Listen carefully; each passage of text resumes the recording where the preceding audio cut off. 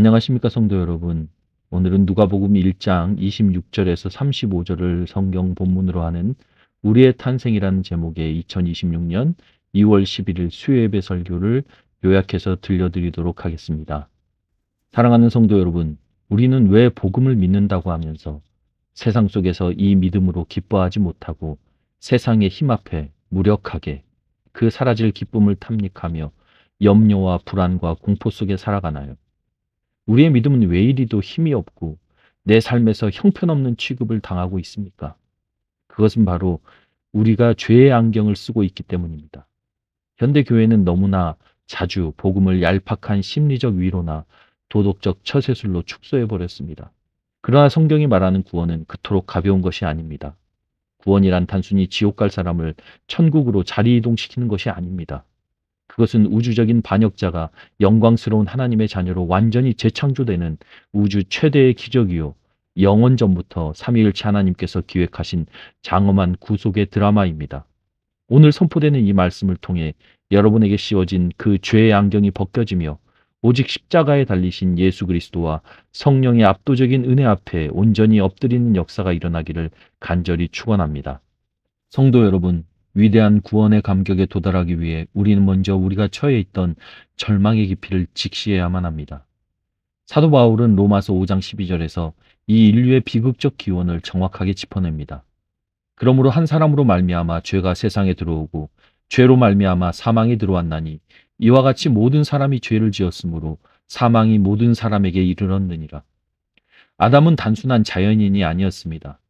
그는 하나님과 언약을 맺은 전 인류의 대표여 연대적 머리였습니다. 이후로 태어날 그 어떤 인간보다 완벽했으며 가장 지혜로운 자였습니다. 무엇보다 중요한 것은 아담은 자연적인 원래의 의로운 상태로 지어졌다는 것입니다. 하나님은 이 자연적인 의를 하나님과 영원히 함께 사랑으로 살아갈 수 있도록 하나님께서 인정하시는 의인으로 빚어가시길 원하셨습니다. 다른 말로 바꿔볼까요? 하나님은 인간을 하나님 닮은 존재로 만드셨습니다. 그렇다면 그 목적은 무엇이겠습니까? 이것은 너무나도 자명하게 우리가 삶을 통해 하나님을 닮아가는 것 아니겠습니까? 여러분, 하나님은 말씀, 곧 로고스, 곧 법칙, 곧 진리이십니다. 이것을 믿으십시오. 그렇다면 하나님을 닮아가는 유일한 길은 무엇이겠습니까? 당연히 하나님의 말씀을 믿고 신뢰하며 순종하는 것이 아니면 무엇이겠습니까? 사랑이란 강요할 수 없기에 아담의 자유로운 의지에 그 사랑의 순종, 즉 하나님의 말씀을 믿으며 순종하도록 하기 위해 선악과 나무를 동산 중앙에 심으시고 그 실과를 먹지 말라. 먹는 날에는 죽고 또 죽으리라 말씀하셨습니다. 선악이란 하나님의 기뻐하심과 싫어하심을 의미합니다. 이 명령은 오직 인간은 하나님의 말씀을 믿고 순종함으로 영원한 사망이 아닌 영원한 생명으로 하나님과의 사랑의 관계 속에서 참된 하나님의 기쁨을 함께 누리며 살아가자는 은혜로운 사랑의 초청이었습니다. 하나님과의 그 사랑의 관계 유지의 핵심은 곧 하나님의 말씀을 믿고 순종하는 것이란 사실을 명심하시기 바랍니다. 영원한 생명의 근원인 하나님과의 관계가 끊어진다는 것은 곧 영원한 사망을 의미하기 때문에 아담은 이 사랑의 초청에 순응했어야 합니다. 그러나 아담은 어떻게 했습니까? 하나님의 말씀을 들은 것이 아니라 사탄의 말을 들었습니다. 그리고 하나님의 기뻐하심과 싫어하심을 따르기보다는 자신도 하나님같이 되어서 자신의 기쁨과 싫음을 기준으로 아내를 재단하며 이웃을 재단하며 마침내 하나님까지도 재단하고자 하는 죄인이 되어버렸습니다. 하나님께서 사랑으로 함께하기 위해 의인으로 인정받는 존재가 되는 것을 버리고 죄인이 되어버린 것입니다. 이 죄의 결과는 크게 두 가지를 낳았는데 첫째는 죄책입니다. 아담의 범죄에 대한 형벌적 책임, 즉 영원한 사망이 우리 모두에게 전가되었습니다. 둘째는 오염입니다. 창조시 부여받았던 원래의 의를 상실하고 우리의 온 본성이 전적으로 부패하게 되었습니다. 타락한 인간은 부패한 뿌리에서 부패한 자손을 산출합니다. 우리는 단지 아담의 나쁜 모본을 모방하여 죄인이 된 것이 아니라 악한 본성의 유전을 날 때부터 부패를 물려받은 것입니다. 또한 우리는 태어날 때부터 영원한 죽음의 형벌을 받아 마땅한 진노의 자녀로 정죄되었습니다. 예레미야 선지자가 탄식하듯 만물보다 거짓되고 심히 부패한 것이 바로 인간의 마음이며 이 마음은 우리의 모든 죄악된 행동이 흘러나오는 근원이요 죄의 좌소가 되어버렸습니다. 육으로 난 인간은 월요일부터 일요일까지 반복적으로 죄를 짓는 7일의 창조 세계의 쳇바퀴 속에 갇힌 죄의 노예이며 스스로는 결코 이 사망의 사슬을 끊을 수 없는 비참한 존재가 되어버렸습니다. 이 비참함에 빠진 사람들의 유일한 삶의 희망이 무엇이겠습니까? 더욱 죄에 탐닉함으로 이 죽음이라는 현실을 망각하는 것 아니겠습니까? 마치 영원히 살 수 있을 것처럼 재물을 모으고 자신 밑에 사람들을 모으고 권세를 부리는 것 아니겠습니까? 죽음이라는 다가오는 유한한 시간과 유한한 자원 안에서 타인을 죽여서라도 좋은 것을 누리고 싶지 않겠습니까? 좋은 집을 마련하고 차를 사는 기쁨이 아니겠습니까? 섹스에 빠지고 마약에 빠지고 게임에 빠지고 가상현실에 빠져들어가는 것 아니겠습니까? 또는 고상한 철학이나 도덕적인 삶을 통해 해탈의 마음을 갈구하는 것 아니겠습니까? 사랑하는 성도 여러분, 우리도 한때 이런 자들이었고 지금도 이런 것에 미련을 두고 맛을 보며 믿음의 피곤함을 달래고 있진 않습니까? 목사인 저라고 다를까요? 이처럼 우리의 선행이나 결단으로는 결코 이 저주의 사슬을 끊어낼 수 없습니다. 결코 불가능합니다. 우리는 영적으로 완전히 죽어 있었으며 하나님의 법에 굴복할 수도 없는 철저한 무능의 상태에 빠져 있었습니다. 그러나 성도 여러분, 인류가 스스로 판 절망의 무덤 속에서 영적인 시체로 썩어가고 있을 때 하늘로부터 놀라운 재창조의 빵빠레가 울려 퍼졌습니다. 오늘 성경 본문 누가복음 1장을 보십시오. 천사 가브리엘이 처녀 마리아를 찾아가 구주 예수 그리스도의 탄생을 알리는 장면이 등장합니다. 그런데 성경은 이 위대한 수태고지의 시점을 아주 독특하게 기록합니다. 바로 여섯째 달입니다. 사랑하는 성도 여러분, 왜 성령 하나님께서는 굳이 이 사건이 여섯째 달에 일어났다고 기록하셨을까요?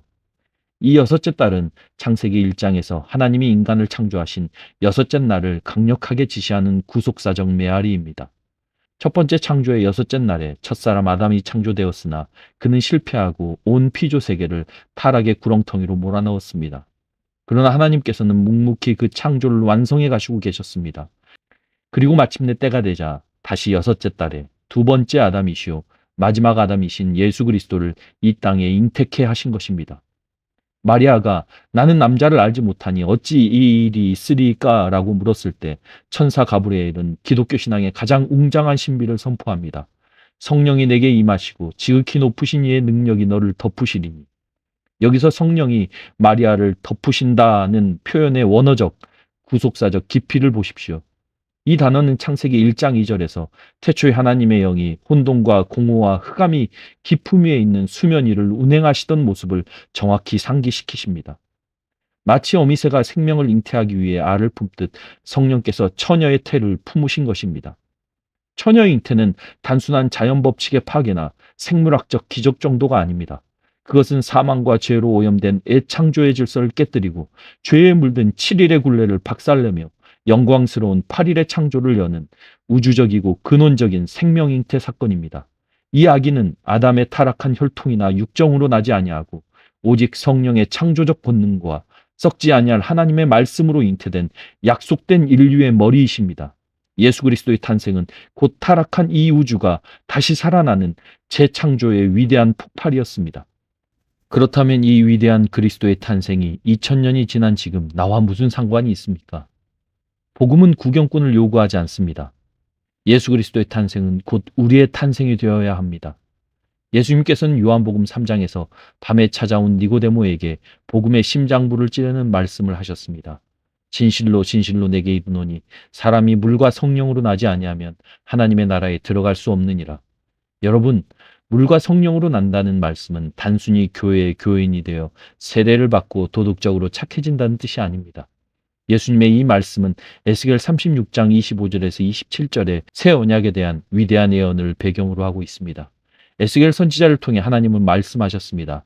맑은 물을 뿌려 우리의 모든 더러움을 씻어내고 우리의 굳은 돌 같은 마음을 찢어 발겨 제거하시며 부드러운 살 같은 새 마음을 주시고 친히 하나님의 영을 우리 속에 두시겠다고 말입니다. 이것이 바로 참된 탄생, 중생의 핵심입니다. 여러분이 받은 물 세례의 참된 의미가 무엇입니까? 그것은 살짝 몸을 씻는 목욕이 아닙니다. 그것은 물에 완전히 잠궈서 옛사람을 수장시켜 멸망시키는 것입니다. 사도 바울이 로마서 6장에서 외친 것처럼 우리는 그리스도와 함께 십자가에 못 박혀 옛사람이 완전히 장사된 사람들입니다. 그리고 성령은 그렇게 죽어버린 자를 예수 그리스도의 부활의 생명으로 이끌어내어 전혀 새로운 생명체로 살려내시는 하나님의 능력이 되십니다. 이 거듭남은 우리의 혈통이나 육정으로 된 것이 아닙니다. 우리의 의지나 결단으로 시작된 것도 아닙니다. 바람이 임의로 불매 어디서 와서 어디로 가는지 알지 못하듯 전적으로 성령 하나님의 주권적이고 단독적인 창조 사역입니다. 거듭날 때 우리 안에는 영원히 썩지 아니할 하나님의 말씀의 씨가 심겨졌습니다. 옛세계에 속했던 육의 자녀가 성령의 권능으로 잉태되어 하나님의 자녀로 다시 태어난 이 기적, 이것이 바로 예수 그리스도의 탄생과 맞물려 이루어진 우리의 위대한 탄생입니다. 사랑하는 성도 여러분, 우리가 이 복음을, 하나님의 말씀을 믿음으로 의롭다 하심을 얻고 성령으로 거듭났다면 이제 모든 고난과 갈등이 끝납니까? 아닙니다. 하나님께서 이 복음을 믿는 우리를 의롭다 하심으로 우리는 죄의 형벌과 책임으로부터는 완벽하게 해방되었지만 우리가 입고 있는 이 육신 안에는 여전히 죄의 오염, 곧 본성의 부패가 남아 있습니다. 거듭난 성도의 삶은 결코 안일한 평화가 아닙니다. 그것은 내 안에 심겨진 하나님의 말씀이라는 씨, 즉 새로운 본성, 그리스도의 마음과 과거의 습관을 사랑하는 애 죽을 몸 사이의 치열한 영적 전투입니다. 월요일부터 토요일까지, 아니 주일에 예배를 드리는 순간조차도 옛 본성은 우리를 다시 7일의 타락한 쳇바퀴 속으로 끌어내리려 발악합니다. 사도 바울조차 오라 나는 곤고한 사람이로다, 이 사망의 몸에서 누가 나를 건져내랴 라고 탄식하지 않았습니까? 그러나 절망하지 마십시오. 새롭게 심겨진 하나님의 말씀의 씨는 본질적으로 죄를 미워하고 거룩함, 즉 우리 안에 심겨진 말씀을 듣고 믿고 순종함을 갈망합니다. 옛사람의 습성이 더 힘이 세게 느껴질 때마다 우리는 우리의 알량한 결심이나 도덕적 노력에 의지해서는 안 됩니다. 오직 내 안에 내주하시는 성령 하나님께서 들려주시는 하나님의 말씀에 전적으로 의지해야 합니다. 우리는 날마다 말씀의 검으로 우리 심령 깊은 곳을 찔러 쪼개며 옛사람을 십자가에 못 박는 육의 죽임과 성령 안에서 그리스도의 마음을 닮아가는 영의 살림을 경험해야 합니다. 이것이 바로 참된 성화입니다. 성화란 나의 힘으로 나를 가꾸는 것이 아니라 성령께서 그리스도의 십자가와 부활의 능력을 나의 일상 속에 끊임없이 주입하사 나를 그리스도의 형상으로 빚어내시는 위대한 재창조의 연장선이자 약속의 말씀을 믿는 믿음의 자라감입니다. 말씀을 맺도록 하겠습니다. 사랑하는 형제자매 여러분, 이 놀랍고도 경이로운 구원과 탄생의 신비 앞에서 우리가 취할 수 있는 유일한 태도는 무엇입니까? 오직 우리를 구원하신 삼위일체 하나님 앞에 납작 엎드려 경배하며 영광 돌리며 찬양하는 것뿐입니다. 자신의 비참함과 끊임없이 넘어지는 죄의 본성을 보고 절망하십니까? 바로 그 순간 십자가를 바라보십시오. 그곳에 여러분의 모든 저주와 부패를 대신 짊어지신 어린 양이 계십니다. 자신의 연약함 때문에 좌절하십니까? 텅 빈 우주 같은 혼돈 속에 있던 마리아의 태를 덮으시어 생명을 창조하신 그 동일하신 성령께서 지금 여러분의 심령을 품고 계시며 탄식으로 간구하고 계심을 믿으십시오. 여러분은 더 이상 과거의 부모 밑에서 태어난 육적인 존재가 아닙니다. 타락한 7일의 굴레 속에서 죽어갈 운명이 아닙니다. 여러분은 우주가 무너져도 변개할 수 없는 제8일의 창조물, 곧 성령으로 말미암아 위로부터 태어난 하나님의 자녀들입니다. 이 찬란한 영적 호적 등본을 마음판에 새기십시오. 세상이 감당할 수 없는 기적의 탄생을 경험한 자들답게 날마다 옛사람을 십자가에 못 박고 썩지 아니할 말씀의 씨앗을 품고 내주하시는 성령의 능력을 의지하여 세상을 이기는 당당한 의인들로 살아가십시오. 마침내 새 하늘과 새 땅이 열리는 그 영광스러운 종말의 날까지 이 은혜의 복음, 탄생의 진리 위에 굳게 서서 모든 삶의 고난과 공포를 이기고 승리하시는 여러분이 되기를 우리 주 예수 그리스도의 이름으로 간절히 축원합니다. 아멘.